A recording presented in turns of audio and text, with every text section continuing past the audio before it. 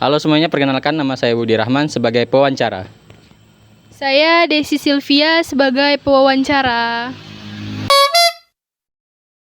Saya Cherly sebagai dokumentasi. Saya Januarta Wanesya sebagai dokumentasi. Saya Naysila Putri Ananta sebagai editor. Saya Ardana Rena sebagai editor.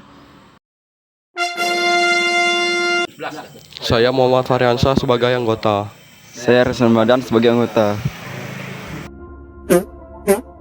Oke teman-teman, tanpa berlama-lama kita langsung melakukan perjalanan menuju ke lokasi.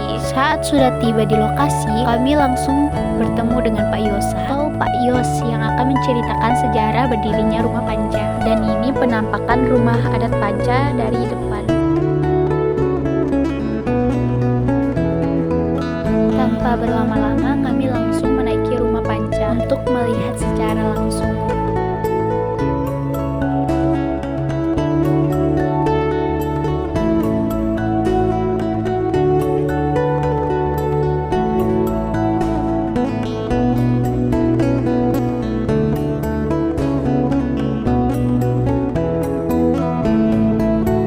Selamat siang Pak. Ya, selamat siang. Kami dari siswa-siswi SMA 2 ingin mengetahui tentang sejarahnya rumah Panca. Ya, Untuk sejarahnya tuh seperti apa Pak? kalau untuk sejarah awal mulanya memang Panca ini berasal dari Perebo. Jadi di Perebo itu memang udah ada menyimpan benda-benda yang disimpan di atas itu. Itu sejarah mulanya. Kalau dari berdiri itu dari kapan Pak? Kalau berdirinya tahunnya masih kurang masih sama-samar gitu. Jadi belum dipastikan tanggal tahun-tahun berapa gitu. Cuma yang kita pernah dengar dari sesepuh-sepuh di kampung ini, memang di zaman penjajahan Belanda Jepang dulu memang sudah ada. Kejadian apa aja sih Pak yang pernah terjadi di sini nih? Ya, Kejadian maksudnya? kejadian misalnya kayak mistis-mistis kah? Oh, kalau untuk mistisnya sih memang banyak. Karena dulu di zaman ada istilahnya di situ tuh kan, yang kalian foto di situ ada namanya Panca Putu Mang Pihit kan. Jadi Mang Pihit itu kan panglima. Jadi panglima itu yang berasal di Perebo tadi itu saya bilang itu memang dulu itu ada namanya ngayau. Jadi ngayau itu antara perang panglima sama panglima merebut suatu suatu wilayah. Jadi panglima Putu Mang Pihit ini tadi bisa mengalahkan panglima dari suku-suku yang lain. Jadi disimpanlah tadi di Perebo itu. Nah, jadi di Perebo itu dipindahkan ke sini oleh generasi-generasi anak-anak dari Putu Mang Pihit tadi. Kalau untuk mistis-mistisnya memang banyak dari sesepuh kita, tapi sepengalaman saya selama saya sudah 1 tahun untuk jadi juru pelihara di sini, memang ada satu hal yang memang terbukti di tempat saya yang selama 1 tahun itu. Begini, mistisnya tuh, keanehannya tuh begini. Karena menurut orang tua kita dulu di sini, memang banyak pantang larangnya kalau mau di sini. Makanya kenapa ini pintu kita cukup di sini? Karena kalau mau naik atas sana mau ada syarat. Nah, jadi ada syarat. Terus lagi mistisnya yang enggak disangka-sangka itu, kemarin itu kan ada wawancara juga macam kalian ini dari Intikom. Nah, jadi ada salah satu kru mereka mau mewawancari perempuan, mau mewawancari saya sama kepala desa. Sebelum dia mau masuk ke sini, cuma lihat dari pagar, keluar dari pagar itu udah merinding bulunya. Jadi dia merasa badan tidak enak, pulang demam.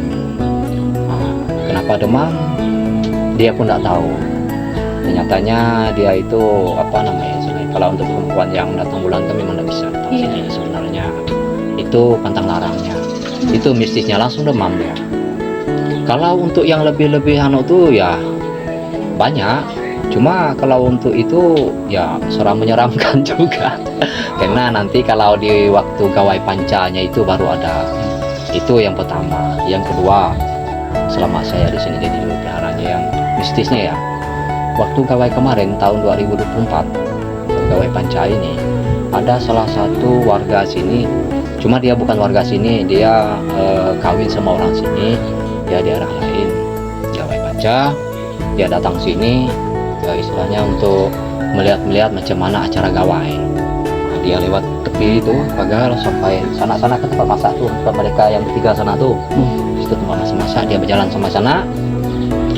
Nah, terus katanya seolah-olah orang dalam sini nih, wilayah sini nih, melihat dia semua. Nyatanya tidak. Nah, lepas acara selesai, ujung-ujungnya berapa hari kalau tidak salah itu dia langsung apa ya, macam orang ndak siuman gitu.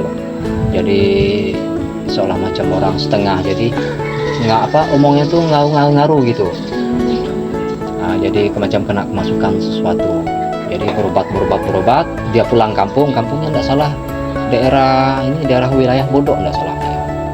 Nah, perempuan itu daerah kampung sana. Nah, dia pulang kampung berobat ndak sembuh, berobat ndak sembuh macam itu juga sampai kata suaminya ini sampai sudah jual harta benda macam tanah, dijual untuk berobat sana sini, belum juga sembuh. Ujung-ujungnya pulang sini karena modal sudah habis. Ada salah satu abangnya ataupun kakaknya mengusulkan untuk naik ke sini untuk berobat ke sini, minta berobat sini. Ya karena tadi itu ikhtiar, ya cobalah mereka tadi itu minta sama saya apa syarat-syaratnya untuk naik ke sini untuk berobat. Tujuannya ya kita bilanglah gini itu syarat-syaratnya. Kita panggil sesepuh kita yang untuk memangnya, kata orang sini, untuk teburnya gitu. Nah, naiklah. Habis itu acara dikasih pantang larangnya, kasih kayak macam beras kuning untuk obat, untuk selalu dibedak setiap sore.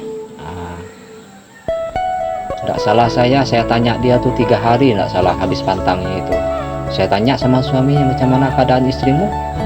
Dia bilang udah mendingan katanya sampai sekarang.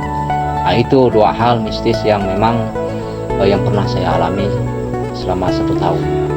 Tapi sebelum itu memang banyak. Tapi cukup saya yang menceritakan apa pengalaman saya itu aja. Nah, kalau belum kan susah juga. Kecuali memang kita nanya sama orang tua yang memang betul-betul sebelum saya yang menjadi juru peliharanya. Kalau tujuan berdirinya ini nih apa sih Pak? Nah, tujuannya kan Puntu Mang Pihit Panglima diteruskan oleh generasi anak-anaknya yang